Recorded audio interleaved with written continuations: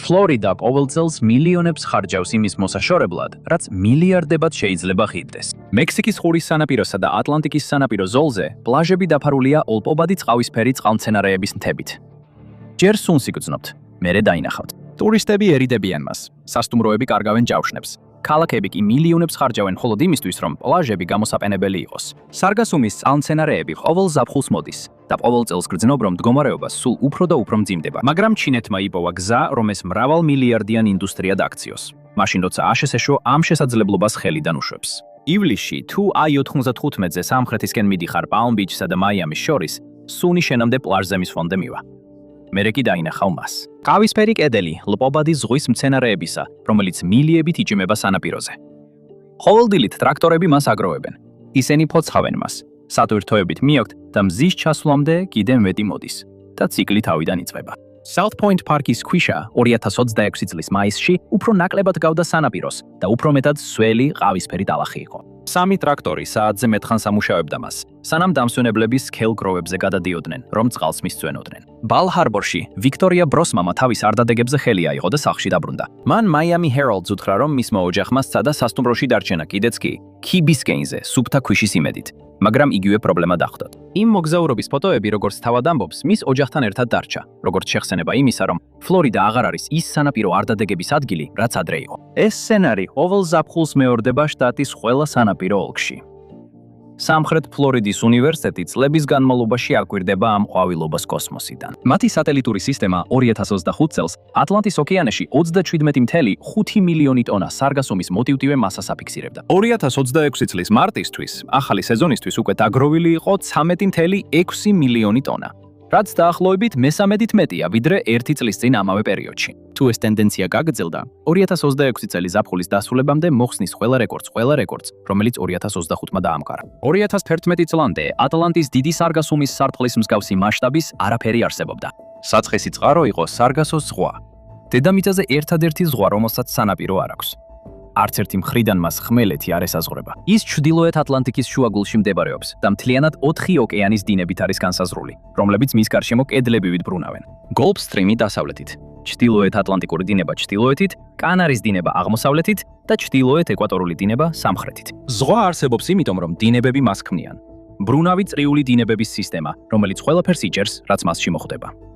საუკუნეების განმავლობაში მეზღვაურებს მისი ეშინოდათ. დინებები, რომლებიც მის საზღვრებს განსაზღვრავენ, ასევე შიგნით გემებს კვირეობით აკავებდნენ. მცურავი წყალმცენარეები, რომლებიც ქრისტოფერ კოლუმბმა თავის ჟურნალებში 1492 წელს აღწერა, ზოგ ადგილას იმდენად სქელი იყო, რომ ადრეული მეზღვაურები ფიქრობდნენ, ხომალდს შეეძლო მასში გაჭედილიყო. ეს შეუძლებელია, მაგრამ მითმა იმდენ ხანს იარსება, რომ ბერმუდის სამკუთხედს თავისი მითოლოგიის ნახევარი სწორედ ამან შესძინა. სარგასოს ზღვა ის ადგილია, სადაც ატლანტიკური გველთევზა გამრავლებისთვის მიდის და სადაც ახალგაზრდა ზღვის კუები თავიანთი ცხოვრების პირველ წლებს წყალმცენარეებში მცურავები ატარებენ. ეს დედამიწაზე ერთ-ერთი ბიოლოგიურად ყველაზე მნიშვნელოვანი წყლის აუზია და ამავე დროს ერთ-ერთი ყველაზე ნაკლებად შესწავლილი.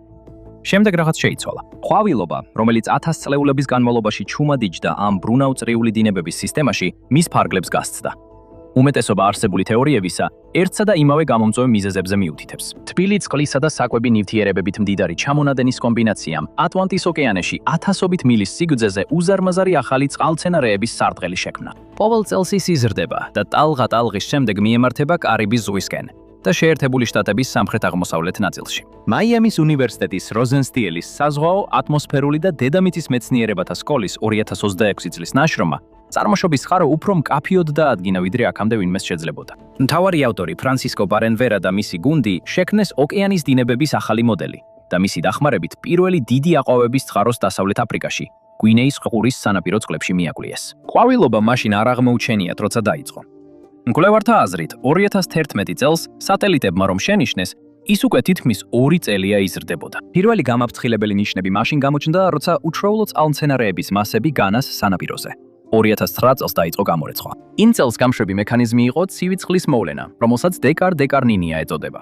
ნუტრიენტებით მდიდარი, ღრმა წყლისა და მინერალებით დატვირთული საჰარის მტვრის იშვიათმა კომბინაციამ ტროპიკულ ატლანტიკაში წყალმცენარეების ზრდა მნიშვნელოვნად გააძლიერა. ამ კომბინაციამ დაიწყო ის, რაც დედამიწაზე ყველაზე მასშტაბურ წყალმცენარეების აყვავებად იქცა. ეს არც რაიმე უცნაური მოვლენა იყო. მოცულობა პროგნოზირებადია და შესაძლებელია მისი გათვალისწინება. მას პროდუქტადაც კი აქცევენ. ყველა ქვეყანამ, რომელსაც ამ აყვავების ნაწილი ხდება, დაიწყო მისი გამოყენება. გარდა შეერთებული შტატებისა. 2026 წლის Woods Hole-ის ოკეანოგრაფიული ინსტიტუტის კვლევამ დაადგინა, რომ მხოლოდ ტურიზმსა და თევზჭერაში ფლორიდას ყოველწლიურად დაახლოებით 2.7 მილიარდი დოლარის ზარალი ადგება. და კიდევ არის არაპირდაპირი ზარალი. რესტორნები ნაკლები ჯავშნებით, გაუქმებული ჩარტერები, სასტუმროს ცარიელი ნომრები. საერთო ჯამში საშუალო წელს ზარალი 5 მილიარდ დოლარს უახლოვდება. მძიმე სეზონში იგივე მოდელი ზარალს 10 მილიარდ დოლარამდე ზრდის, ხოლო 2026 წლის ყველაზე ცუდი სცენარი 13.5 მილიარდს აღწევს. სამხრეთ-აღმოსავლეთ ფლორიდა ამ ზარალის უმეტეს ნაწილს იღებს. Palm Beach-დან Miami-Dade-მდე მონაკვეთი, კვლევის მონაცემებით, ქვეყნის ყველაზე დაუცველი ზოლია. მისი გაწმენდა იაფი არ ღირს. Miami-Dade ყოველწლიურად 4 მილიონ დოლარს ხარჯავს ზღვის მცენარეების მცირე რაოდენობის პლაჟებიდან მოცილებაში. სხვა სანაპირო ქალაქები კიდევ მილიონებს ხარჯავენ. როცა ზღვის მცენარეების შეგროვდება და გადათრილია, რეგიონში წლიური ხარჯი 35 მილიონ დოლარს აღწევს. მექსიკის ყურისა და ატლანტიკის უფრო ფართო სანაპირო ზოლზე ხარჯი ასეულ მილიონებს აღწევს.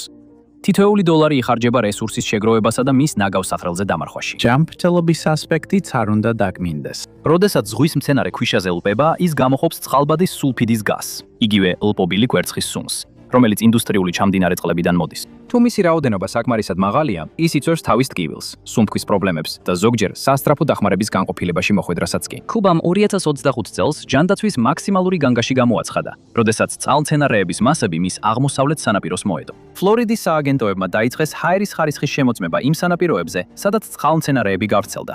თუმცა ჯერ შტატის მასშტაბის განგაშის სისტემა არ არსებობს. თუმცა პრობლემა მთელ მექსიკის ყურეს მოიცავს. ტეხასის გალვესტონის კუნძულზე მუშებმა იმდენი სარგასუმი მიიღეს, რომ ზღვის კედელთან მისი შესანახი ადგილი აღარ დარჩათ. ამიტომაც ისინი სარგასუმს სატვირთოებში ტვირთავდნენ და კუნძულის გავლით East Beach-ზე გადაჰქონდათ. ბუნებრივად წარმოქმნილი მასალა იმდენად დიდი რაოდენობით მოდის, რომ ადგილობრივი მთავრობები მილიონებს ხარჯავენ მის შეგროვებაზე, გადაზიდვაზე და ადგილის მოძებნაზე, სადაც მას გადაკრიან. 2026 წლის 29 აპრილს გალვესტონის მცხოვრებმა, სახელად Steve-მა, Houston-ის საჯარო მედიას უთხრა, რომ კუნძულს 65 წელია სტუმრობს და სარგასუმის ასეთი დაგროვება არასდროს უნახავს. ამას ნოააც ამჩნევდა. იმავე თვეში სააგენტომ სარგასუმის შესახებ ანგარიშები ყოველკვირეულიდან ყოველდღიურ განახლებებზე გადაიყვანა. მიზანი არ იყო კომპანიებისთვის მასალის მოსავლის აღებაში დახმარება. არამედ ადგილობრივ ოფიციალურ პირებს დახმარებოდნენ, გაერკვიათ, სად გაეგზავნათ ტრაქტორები და დასუფთავების ჯგუფები. სწორედ ამ ეტაპზეა დღეს შეერთებული შტატები. ჩვენ ვქმნით უკეთეს სისტემებს წყალმცენარის თვალთვალისთვის, მაგრამ არ ვქმნით უკეთეს სისტემებს მის რეალურად გამოსაყენებლად. და სამხრეთ ფლორიდის უნივერსიტეტის 2026 წლის პროგნოზის მიხედვით, პრობლემა შეიძლება მალე ლუიზიანას ახალ რეგიონებშიც გავრცელდეს. დასუფთავების ხარჯები დააწვება იმ თემებს, რომლებმაც აქამდე ეს პრობლემა არ განუცდიათ. ტეხასის A&M-მა 10 წელზე მეტი ხმის წინ სატელიტური გაფრთხილების სისტემა შექმნა. მკვლევრები ატლანტის ოკეანეში სარგასუმის გადაადგილებას აკვირდებიან და პროგნოზირებენ, როდის მიემართება დიდი რაოდენობით მისი მასები ტეხასის სანაპიროსკენ. მაგრამ პროგნოზები ბიზნესებს არ ეუბნება, როდის უნდა შეაგროვონ სარგასუმი. ხოლო იმას, როდის უნდა ჩართონ ტრაქტორები. და მაშინ, როცა ფლორიდა ზღვის მცენარეს მიწაში მარხავს, სხვა ქვეყნები მისგან დიდრდებიან. კანკუნ თულუმში მეწარმე ომარ ვასკეს სანჩესმა სხვა მიდგომა აირჩია. მისი კომპანია Blue Green Mexico 2018 წლიდან სარგასუმისგან სამშენებლო ბლოკებს ამზადებს. მანქანა დაახლოებით 40% სარგასუმს ურევს სხვა ორგანულ მასალებთან, რომელთა დიდი ნაწილიც გადახრილი სამშენებლო ნიადაგიდან მოდის. ნაზავი იგუმშება სამშენებლო აგურებად, რომლებიც სარგა ბლოკების სახელითაა ცნობილი. ყოველდღიურად 3000 ასეთი ბლოკი მზადდება. ვასკესი მცენარეთა სანერგეს მართავდა, როცა 2015 წლის სარგასუმის შემოსევა მოხდა. სასტუმროებმა მის გუნდს სანაპიროების დასუფთავებისთვის ფული გადაუხადეს. შემდეგ მას გაუჩნდა იდეა. ეს მასალა სამშენებლო მასალად ექცია. პირველი სახლი, რომელიც საკუთარი ბლოკებით ააშენა, მის სანერგესთან ახლოს აშენდა. გუნდი გაიზარდა და 16 სრულ განაკვეთზე მომუშავე თანამშრომელს მიაღწია, ხოლო სეზონის პიკში სანაპიროს დასუფთავების მის ბრიგადებში დაახლოებით 300 ადამიანი მუშაობს. მექსიკის ეროვნული ავტონომიური უნივერსიტეტმა ბლოკების შეამოწმა და დაადასტურა, რომ ისინი იგივე სამშენებლო სტანდარტებს აკმაყოფილებენ, როგორც Adobe, შეკუმშვის ანალოგიური სიმტკიცით. სარგას ბლოკის სახლი ჩვეულებრივი აგურის სახლზე და ახლახზე დაახლოებით 9 ღირს. ვასკესმა ამ მასალით უკვე 40-ზე მეტი სახლი ააშენა. პირველი სახლი, Casa Angelita, გადაურჩა 5 ქარიშხალსა და 6 ტროპიკულ შტორმს. მისმა საწარმომ 2021 წლიდან თითქმის 6000 ტონა ზღვის მცენარე გამოიყენა. სარგასუმის ყველაზე მნიშვნელოვანი თვისება ის კი არ არის, რომ ერთი პროდუქტის წარმოება შეიძლება, არამედ ის, რომ ბევრი რამის წარმოებაა შესაძლებელი. აი ამას ამტკიცებენ ისეთი კომპანიები, როგორიცაა Carbon Wavy. პუერტო-რიკოში მდებარე საწარმოში კომპანია სარგასუმიდან მაღალი ღირებულების ნაერთებს იღებს და სხვადასხვა ბაზარზე ყიდის. ერთი პროდუქტი კოსმეტიკურ ფორმულებში სილიკონს ანაცვლებს და ახლა კორეული სილამაზის ბაზარზეა ორიენტირებული. მათი პროდუქტები ასევე გამოიყენება სოფლის მეურნეობაში და როგორც ტყავის შემცველი. სწორედ ამას აკეთებს ბიორეფინერია. ერთი ნედლეული შედის, ხოლო მრავალი შემოსავლის წყარო გამოდის. ზღვის მცენარის თითოეული ტონა შეიძლება დაიშალოს სხვადასხვა პროდუქტად. თითოეულს თავისი მომხმარებელი და მოგების მარჟა აქვს. და Carbon Wavy მარტო არ არის. კარიბის ზღვის აუზში მთავრობები და კომპანიები ეჯიბრებიან ერთმანეთს გადამამუშავებელი სიმძლავრის ასაშენებლად. ბარბადოსი ექსპერიმენტებს ატარებს სარგასუმის საწვავად გადაქცევაზე. გრენადა და დომინიკის რესპუბლიკა ყოველწლიურად ადგენენ გადამუშავების წლიურ მიზნებს, რომლებიც ყოველ წელს იზრდება. ხოლო ევროპა კი კიდევ უფრო წინ წავიდა. საფრანგეთსა და პორტუგალიაში არსებული გადამამუშავებელი ობიექტები უკვე იღებენ კარიბის ზღვის სარგასუმს და გარდაქმნიან მას სამრეწველო ინგრედიენტებად, სოფლის მეურნეობისთვის და ფარმაცევტიკისთვის. მთავარმა მწარმოებლებმა შეიძინეს გადამამუშავებელი კომპანიები და ინტეგრირება მოახდინეს მიწოდების ჯაჭვის. მსოფლიოში ბაზარზე მოხვედრილი ალგინატის უმეტესობა ჩინურ ქარხნებში გადის და ეს მოიცავს იმ ალგინატსაც, რომელიც საბოლოოდ ამერიკულ საკვებსა და ამერიკულ მედიკამენტებში ხვდება. ქვეყანამ ეს პოზიცია 20 წლიანი სახელმწიფო მხარდაჭერილი ზღვის მცენარეების გადამუშავების შედეგად მოიპოვა. რაც არ უნდა სიმძლავრეები კონდეს ჩინეთს, ისინი ატლანტიკის ყვავილობაზე შეიძლება მიმართონ, როცა ქვეყანას მიაჩნია, რომ ტრანსპორტირება ხირს.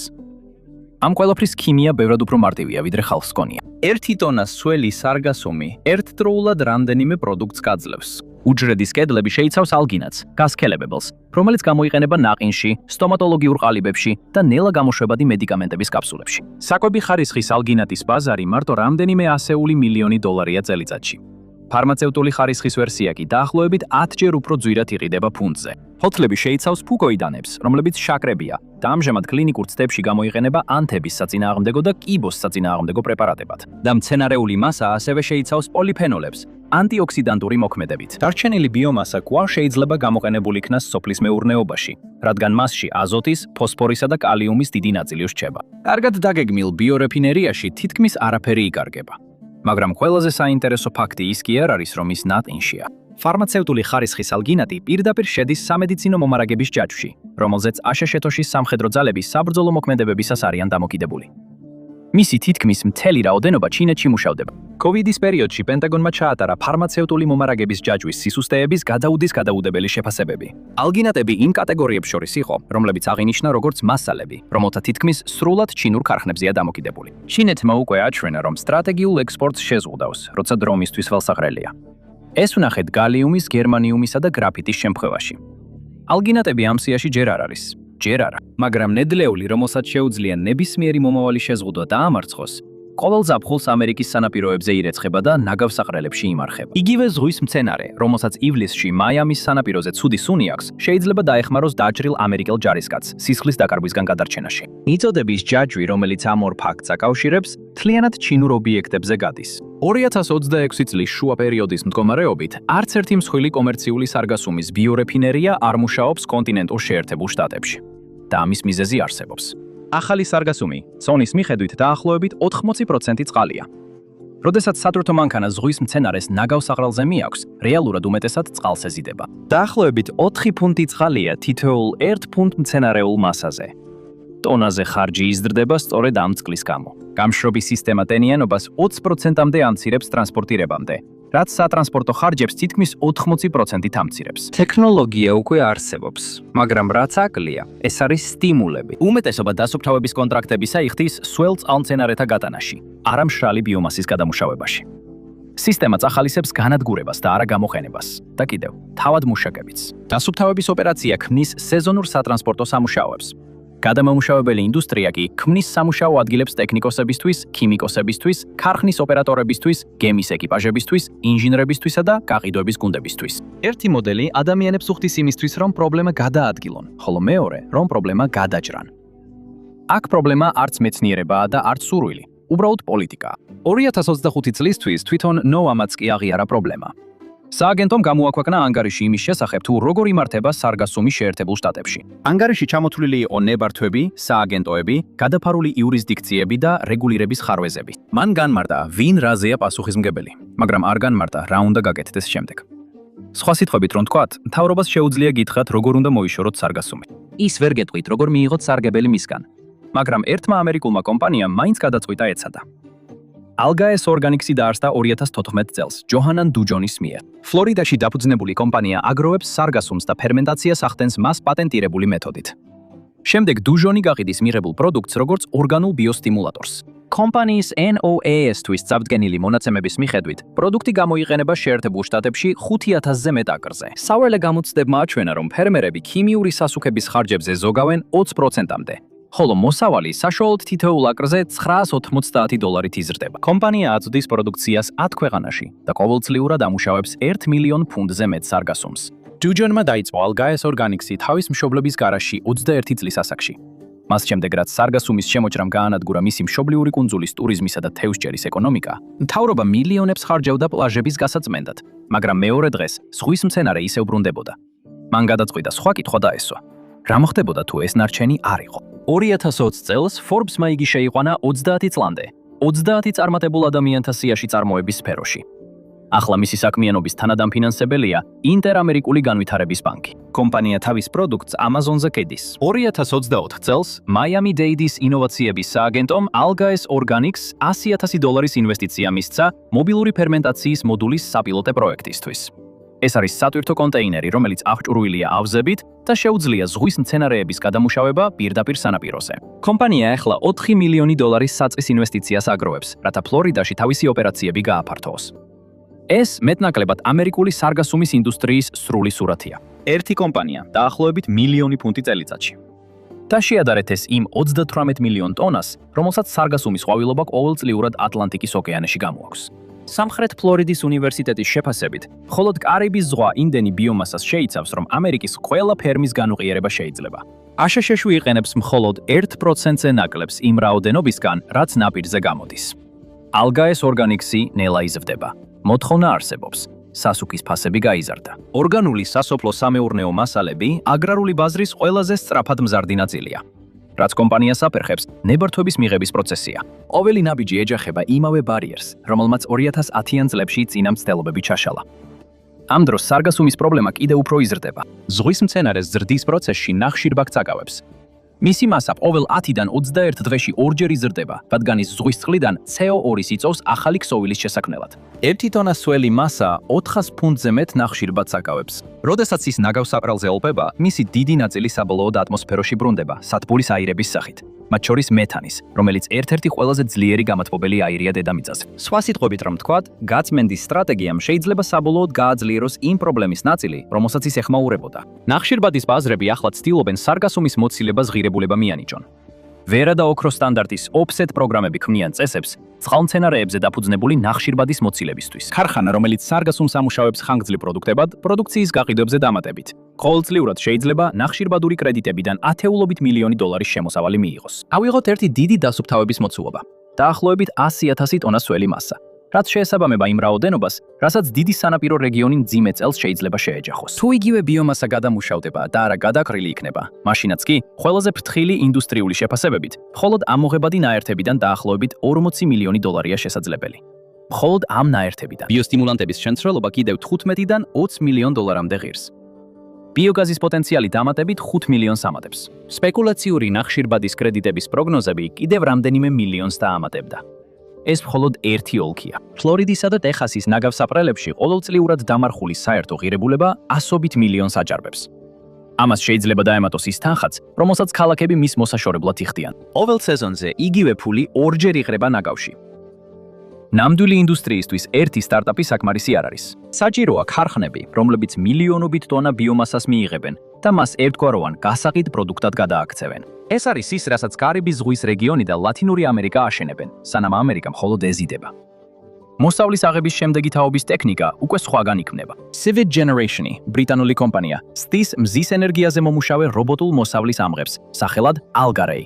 რომელიც წყალმცენარეების ფენებს მაშინ აგროვებს, როცა ისინი ჯერ კიდევ ღია წყალშია და არ დამპალან. ამჟამინდელი პილოტური პროექტი კარიბის ზღვის წყლებში მუშაობს დიდი ბრიტანეთის მთავრობის გრანტის თანხებით. სისტემას ბორტზე აქვს კამერები და ხმის სენსორები, რათა სამუშაო არ გადაიკვეთოს ზღვის კუების მარშრუტებსა და მცურავ მასებში არსებულ თევზების სანერგე ზონებთან. პარტნიორმა კომპანიამ Seafields-მა მოიგო Innovate UK-ის გრანტი დაახლოებით $315,000 ოდენობით, რათა შეემოწმებინა სხვა იდეა. სარგასუმის მიზანმიმართული მოყვანა ატლანტის ოკეანის შუა ნაწილში კონტროლირებად მონაკვეთებში. მიზანია გადავიდნენ დაჭერისა და მოყვანის ფერმებზე. გერმანიაც ერთვება ამ პროცესში და სარგასუმს ეთანოლად გარდაქმნის ხანგრძლივი მოხმარების პლასტმასისთვის. ყველა ეს კომპანია ევროპული ხელმძღვანელობის ჯგუფების მიერ იმართება, რომლებიც ამერიკული უნივერსიტეტების კვლევებს იყენებენ როგორც საფუძველს. კომერციულ მხარეს არც ერთი ამერიკელი ოპერატორი არ არის. ყველა ეს ქარხანა ისეთ კონტრაქტზეა, რომელზეც ამერიკელ მწარმოებლებს ვერ შეუძლიათ განაცხადის გაკეთება. ეს ისეთი ურთიერთობებია, რომ თუკი ამერიკული გადამამუშავებელი საწარმო დიდი მასშტაბით იარსებებდა, მასაც გარეთ დატოვებდნენ. ყოველი გასული წამით ეს სტრუქტურა უფრო მტკიცდება და ზოგი ადამიანი ამით კმაყოფილია. ყოველ წელს ფლორიდა, ტეხასი, ლუიზიანა და სხვა ყურისპირა შტატები დასუფთავების კონტრაქტებს აცხადებენ, რომლებიც გადაეცემათ ნაჩენარჩენების გადამზიდავებსა და სანაპირო მომსახურების კომპანიებს, რომლებსაც ტონობით უხდიან. რაც უფრო მეტი წყალმცენარე გამოჩნდება, მით უფრო მეტ თანხას ითხოვენ ისინი. BB Tracker LLC წამყვანი კომპანიაა Miami-Dade-ში, მაგრამ იგივე მოდელი მოქმედებს Browardში, Fort Lauderdale-ში, Palm Beach-ის ოლქში და მთელ ფლორიდის კიზზე. თითოეული ოლქი თავის ტენდერს ადგენს, კონტრაქტები კი ან თითოეულ შემთხვევაზე ან ტონაზე იხდის თანხას და ყოველწლიური ბიუჯეტის ციკლებით ახლდება. კონტრაქტორებმა მთელ მსოფლიოში შექმნეს საკუთარი ავტოპარკები, სატვირთოებით, დამტვირთავებით და ნაგავსაყრელების ოპერატორებთან დადებული ხელშეკრულებებით. როდესაც ეს სისტემა ამოქმედდება, მისი შეცვლა რთული ხდება. ნებისმიერი ცვლილება, რომელიც სარგასუმს არსებულ ნაგავსაყრელებთან დადებული კონტრაქტებიდან აშორებს, დაუყოვნებლივ ეჯახება უკვე განხორციელებულ ინვესტიციებს სატვირთოებში, მუშახელში და ნაგავსაყრელის სამუშაო პროცესებში. წინააღმდეგობა იშვიათად ჩნდება საჯარო ლობირების კამპანიებში. ის ჩნდება საუბარში ოლქის ოფიციალურ პირებსა და შტატის წარმომადგენლებს შორის, სადაც იგივე შეშფოთება სხვადასხვა ფორმით მეორდება. ახალი სისტემის შექმნას დრო დასჭირდება. ამ გარდამავალ პერიოდში პლაჟების გაწმენდა მაინც საჭიროა. ვივაცას მაინც მოუწევს მეორე დილით მისვლა, როცა ზღვის მცენარეები გამოჩნდება. შესყიდვების პროცესი იგივე ამბავს ხვება. 2025 წელს Miami-Dade-მა გამოაცხადა ახალი სარგასუმის გაწმენდის კონტრაქტი საჯარო ტენდერზე. 5 კომპანიამ წარადგინა წინადადება, მაგრამ 2 ოლქის იურიდიულმა სამსახურმა უარი უთხრა. ერთმა კომპანიამ ვერ წარადგინა სწორი ფასის ინფორმაცია. სხვა კომპანიამ თავისი წინადადება ელფოსტით გაგზავნა ოფიციალური პორტალის ნაცვლად.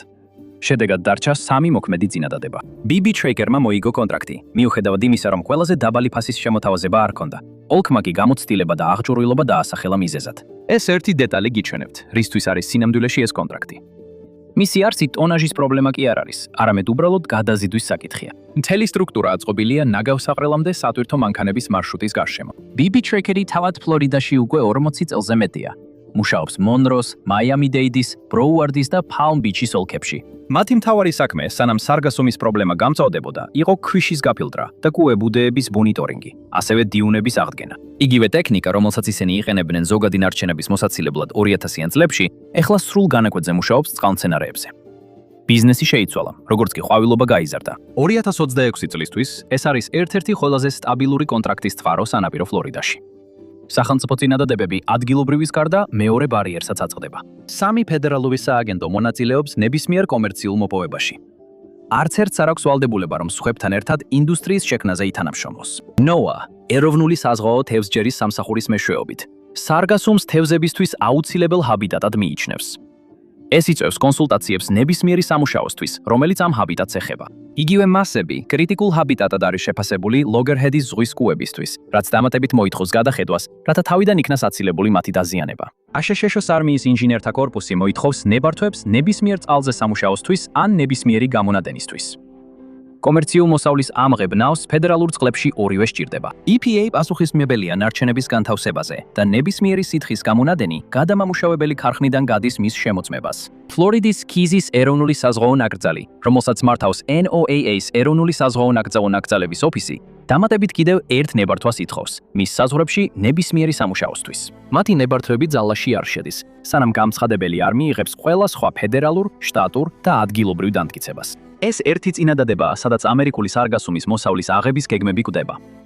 თითოეულ სააგენტოს აქვს სამართლიანი უფლება. არც ერთი მათგანი ვერ გასცემს ნებართვას თხოვთვას სხვების ნაცვლად. პოტენციურმა ოპერატორმა ჯერ უნდა შეიტანოს განაცხადი NOAA-ში, შემდეგ არმიის კორპუსში, შემდეგ EPA-ში, შემდეგ ფლორიდის DEP-ში, შემდეგ სამხრეთ ფლორიდის წყლის მართვის ოლქში და ბოლოს ადგილობრივ საზღვაო ნაკრძალის ოფისში. რამდენიმე მშენებელმა ეს 2010-იანი წლების დასაწყისში სცადა და წინააღმდეგობას წააწყდა. მათი ვადები 3 წელზე მეტს გასცდა, ხოლო იურიდიულმა ხარჯებმა 6 ნიშნა თანხებს მიაღწია, მანამ სანამ რომელიმე ნავი წყალში ჩაუშვა.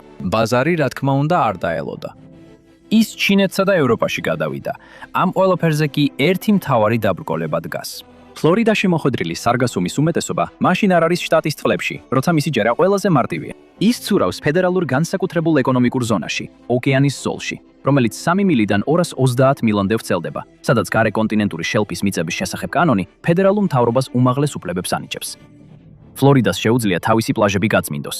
მას არ შეუძლია დამოუკიდებლად დაუშვას კომერციული მოპოვება იმ წყლებში, სადაც დაჭერა რეალურად შედეგს გამოიღებდა. ღია ზღვაში მცრულაბი გრეველგროვების დაჭერა ერთადერთი მოდელია, რომელიც მასშტაბურად მუშაობს. როგორც კი სარგასუმი ტალღებში ხდება, იწყებს ლპობას. რამდენიმე საათში კარგავს ძვირფას ნაერთებს და იძენს ქვიშასა და ნაგავს, რაც შემდგომი გადამუშავების პროცესს უშლის ხელს. ბიომასა უნდა დაიჭირონ ღია წყალში, სანამ ჯერ კიდევ ცოცხალია და მიაწოდონ საწარმოს, სანამ დაშლას დაიწყებს. ამის გაკეთებას ფედერალური ნებართვა სჭირდება, რომელიც არ არსებობს. ფლორიდის, ტეხასის და ლუიზიანას შტატის კანონმდებლები განიხილავენ ალტერნატიულ გზას, რომლის მიხედვითაც ისინი მრავალშტატიანი სისტემის ამოქმედებას შეძლებდნენ 3 მილიონ შტატის საზღვრის ფარგლებში და სასამართლოში გაასაჩივრებენ ფედერალურ პრეტენზიას. კონგრესის თანამშრომლებმა არაერთხელ შეადგინეს კანონპროექტები სარგასუმთან დაკავშირებული ფედერალური წესების დასაზუსტებლად. ისინი კენჭის ხრამდე არასდროს მისულა. არა იმიტომ, რომ მათ წინააღმდეგ კოორდინირებული კამპანია მიმდინარეობდა, არამედ უბრალოდ იმიტომ, რომ არავის აინტერესებდა. სარგასუმს ვაშინგტონში რეალური ლობი არ ჰყავს, ხოლო დასუფთავების კონტრაქტორებს კი ჰყავთ. აქ იწყება მთელი ამბის აბსურდულობა. ფედერალური დონეზე სარგასუმის აღება უკვე აკრძალულია და ეს 2003 წლიდან ასეა. იმ წელს სამხრეთ ატლანტიკის თევზჭერის მართვის საბჭომ გაატარა მართვის გეგმა, რომელიც ფედერალურ წყლებს მოიცავდა ჩრდილოეთ და სამხრეთ კაროლინის საზღვრის სამხრეთით. ზუსტად ის მონაკვეთი, რომელსაც გადის ფლორიდისა და მექსიკის ყურის ყველა აყვავება. ეს წესი მიზნად ისახავდა მაჰის სანერგე არეების და ზღვის კუების ჰაბიტატის დაცვას და სარგასუმს რეგულირებადი თევზის მარაგივით ექცეოდა. კონკრეტული შეზღუდვები ერთად აღებული თითქმის ხუმრობად ჟღერს. ფედერალური ლიმიტი ყოველწლიური სარგასუმის მოსავლისთვის აშშ-ს სამხრეთ ატლანტიკის ყველა წყალში შეადგენს 5000 ფუნტს სველ წონაში, მთელი რეგიონისთვის წელიწადში. ეს ლიმიტი დაწერილი იყო 2003 წელს. დიდი ატლანტიკური სარგასუმის სარტყელი მაშინ არ არსებობდა.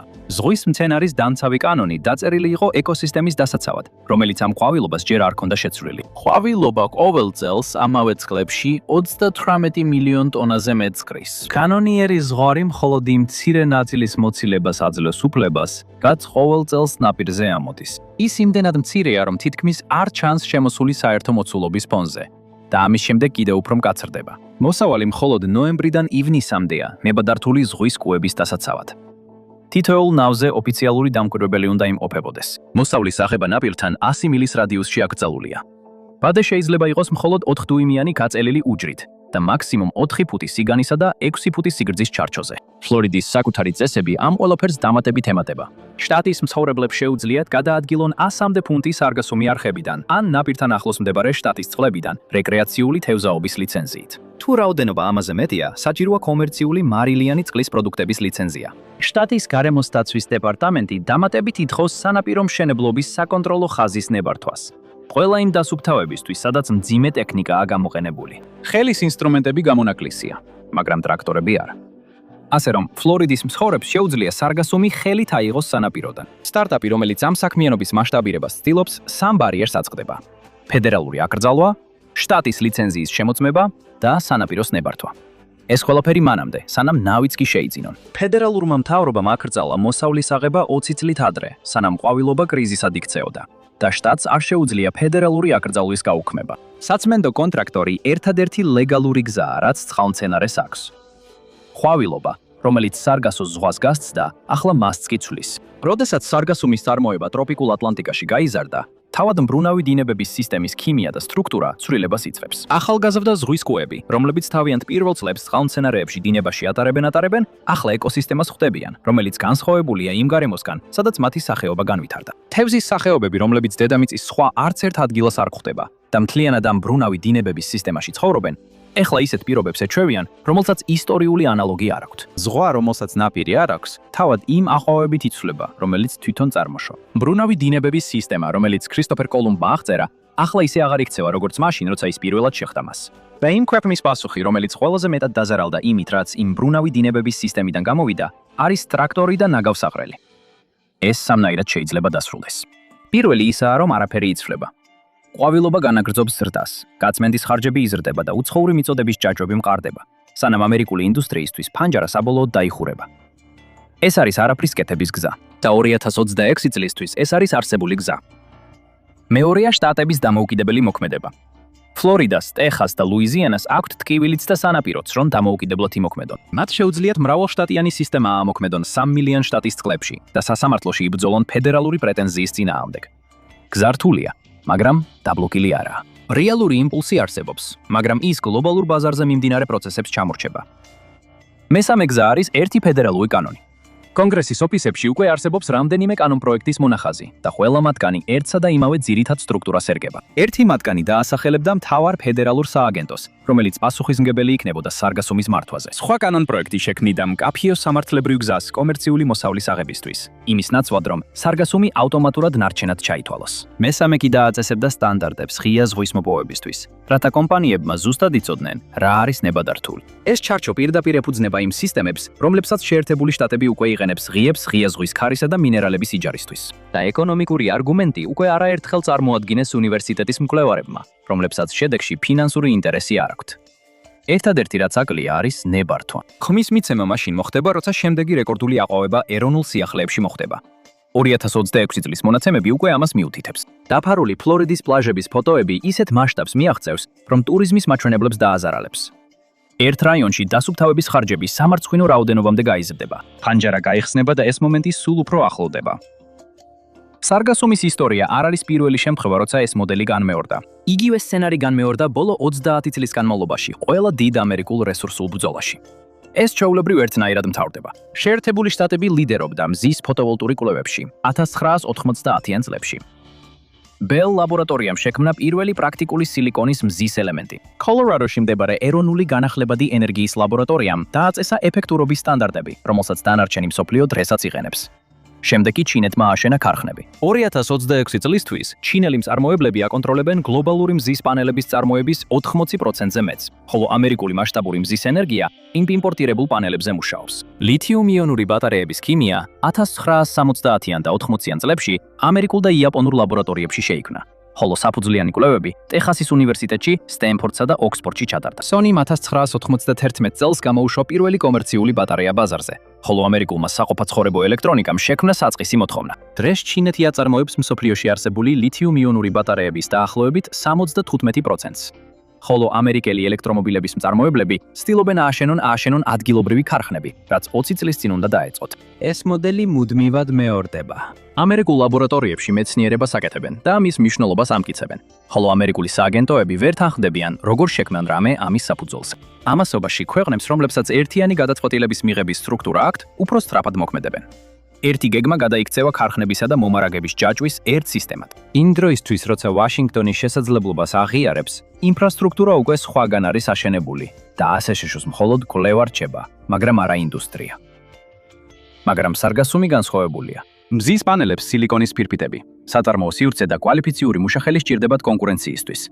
ლითიუმის ბატარეებს კი კობალტის მაღაროები და ნიკელის გადამამუშავებელი ქარხნები. ფული რესურსებს გადაადგილებს, მაგრამ ატლანტიკური აყვავება თავად გადაადგილდება. ის ფლორიდის ქვიშაზე ეშვება ვაშინგტონის ნების მიუხედავად. უფასო ბიომასა თავად მიემართება სანაპიროსკენ. ეს ალბათ სარგასუმთან ბრძოლას ამ ბრძოლებიდან ყველაზე იოლად მოსაგებად აქცევს. ყველა სხვა რესურსის შეჯიბრში ყველაზე რთული ნაწილი იყო ნედლეულის ამერიკის ნაპირზე მოტანა. სარგასუმის შემთხვევაში ნედლეული უკვე თვითონ ასრულებს ამ საქმეს. ამერიკა უბრალოდ თავად კრძალავს მის აღებას. ფარმაცევტული ხარისხის ალგინატები გამოიყენება ჭრილობის სახვევებში, წამლის კაფსულებში, სტომატოლოგიურ ანაბეჭდებში და ქირურგიულ ინსტრუმენტებში, ხოლო მომარაგების ძირითადი წყარო თითქმის მთლიანად ჩინურ ქარხნებზე გადის. ამგვარმა სქემამ უკვე გამოიწვია თავდაცვის შესყიდვების გადახედვა პანდემიის დროს. სარგასუმის ბიორეფინერიის ადგილობრივი ხაზი ფლორიდისა და მექსიკის ყურის სანაპიროებზე, ამ დამოკიდებულებას მთლიანად ვერ აღმოფხვის. ეს სულ მცირე შექმნის პარალელურ ინდუსტრიას, რომელიც ამჟამად ქვეყანაში არ არსებობს. საშუალო ზომის ბიორეფინერია, რომელიც წელიწადში 100,000 ტონას სველი სარგასუმისთვისაა გათვლილი, დაახლოებით იმავე რაოდენობას დაამუშავებს, რასაც ახლა Miami-Dade და Broward-ი ერთად კრიან. დასაწყისი ხარჯები მერყეობს 80-დან 120 მილიონ დოლარამდე და მოიცავს ქარხანას, ნავებსა და ექსტრაქციის ხაზს. შემოსავალი შემდეგ მოდის პროდუქციის ნაზავიდან. საერთო შემოსავალი კი სპეკულაციური 2026 წლის ფასებით წელიწადში 40-დან 70 მილიონ დოლარამდე მერყეობს.